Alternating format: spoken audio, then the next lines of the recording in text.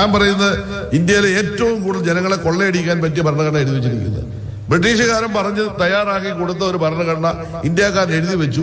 അത് ഈ രാജ്യത്ത് 75 വർഷമായി നടപ്പാക്കുന്നതിന്റെ ഫലമായി രാജ്യത്ത് ഏത് ആള് പ്രസംഗിച്ചാലും ഞാൻ സമ്മതിക്കില്ല.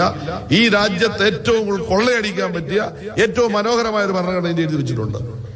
ഭരണഘടനയെ അവഹേളിക്കുന്ന പ്രസംഗം വൻ വിവാദമായതിനു ശേഷം വലിയ സമ്മർദ്ദത്തിലായിരുന്നു CPM.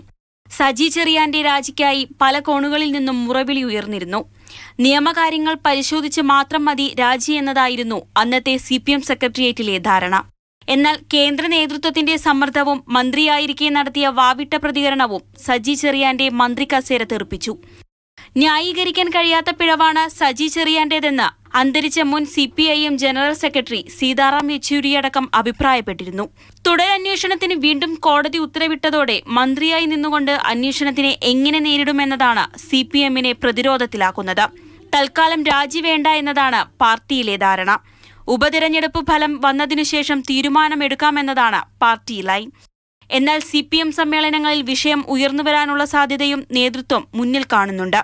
വിഷയത്തിൽ ഇന്ന് CPM സംസ്ഥാന സെക്രട്ടേറിയറ്റ് യോഗത്തിൽ തീരുമാനമുണ്ടാകും. സംഘപരിവാർ സംഘടനകൾ ഭരണഘടനയെ ദുർബലപ്പെടുത്തുന്നുവെന്ന വാദം CPM ഉയർത്തുമ്പോഴാണ് വീണ്ടും സജി ചെറിയാൻ ഉണ്ടാക്കിയ പൊല്ലാപ്പ് CPMന് തലവേദനയാകുന്നത്. CPM സംസ്ഥാന സെക്രട്ടേറിയറ്റിനു പുറമെ CPIയുടെ സംസ്ഥാന എക്സിക്യൂട്ടീവ് യോഗവും ഇന്ന് നടക്കുന്നുണ്ട്.